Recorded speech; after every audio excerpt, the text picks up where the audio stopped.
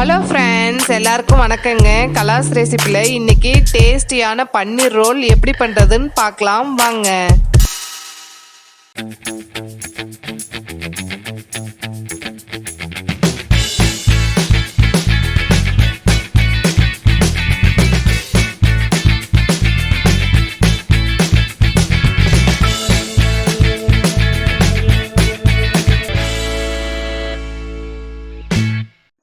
ஒரு கிளாஸில் 1 teaspoon east, கொஞ்சம் வார்ம் வாட்டர் சேர்த்துக்கோங்க.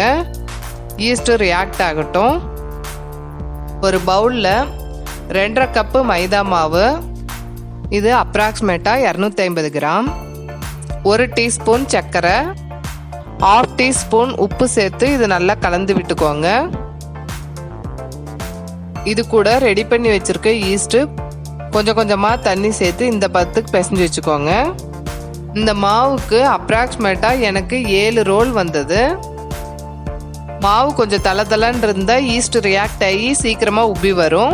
இது டபுள் சைஸ் ஆகிற வரைக்கும் காற்று போகாத மாதிரி நல்லா மூடி வச்சுருங்க.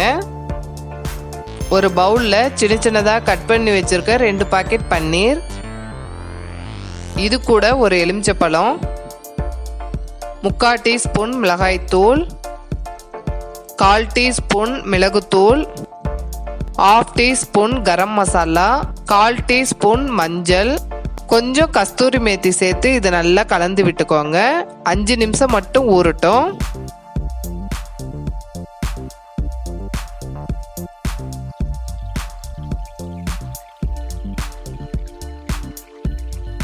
பன்னீர் 5 நிமிஷம் ஊறின பிறகு கடாயில் கொஞ்சம் எண்ணெய் சேர்த்து, எண்ணெய் ஹீட் ஆனோடனே பன்னீரை லைட்டாக ஃப்ரை பண்ணி எடுத்துக்கோங்க.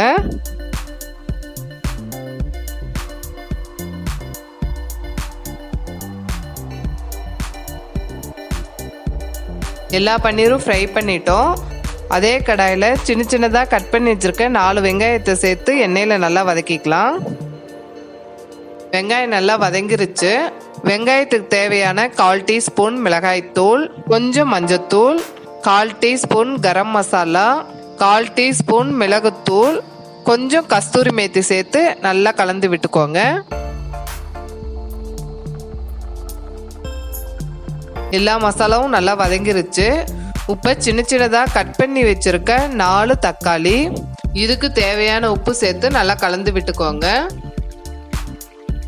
இது கூட 1.5 டீஸ்பூன் இஞ்சி பூண்டு பேஸ்ட்டும் சேர்த்து நல்லா வதக்கிக்கோங்க.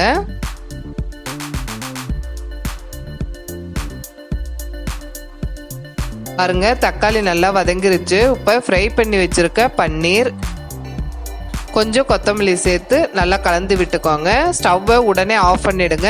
பன்னீர் சேர்த்த பிறகு ஸ்டவ் ஆனில் இருக்கக்கூடாதுங்க. அவ்வளோதாங்க, பன்னீர் ஸ்டஃபிங் ரெடி ஆகிடுச்சு. இப்போ ரோல் பண்ண ஸ்டார்ட் பண்ணிடலாம். எனக்கு அப்ராக்சிமேட்டாக 2 ஹவர்ஸில் மாவு டபுள் சைஸ் ஆகிடுச்சு. இதை லைட்டாக கலந்து விட்டுட்டு ஒரு ரோலுக்கு வர அளவுக்கு மாவு எடுத்துக்கலாம்.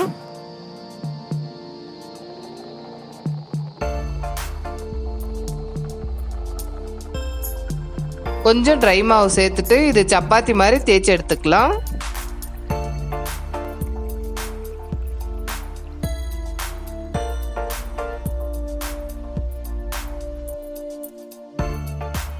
இதை தேய்ச்சிட்டோம். இப்போ தோசை தவால போட்டு இது ரெடி பண்ணி எடுத்துக்கலாம்.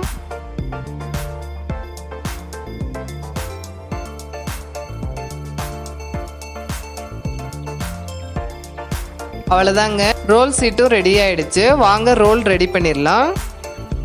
ரெடி பண்ணி வச்சிருக்க சீட் மேலே கொஞ்சம் மயோனீஸ், ரெடி பண்ணி வச்சிருக்க பன்னீர், கொஞ்சம் வெங்காயம் சேர்த்து இதை ஃபோல்ட் பண்ணிக்கோங்க. அவ்வளோதாங்க, டேஸ்டியான பன்னீர் ரோல் ரெடி. இது ரொம்ப டேஸ்டாக இருக்கும். இது ட்ரை பண்ணி பார்த்துட்டு உங்களுடைய கமெண்ட்ஸை எனக்கு ஷேர் பண்ணுங்கள்.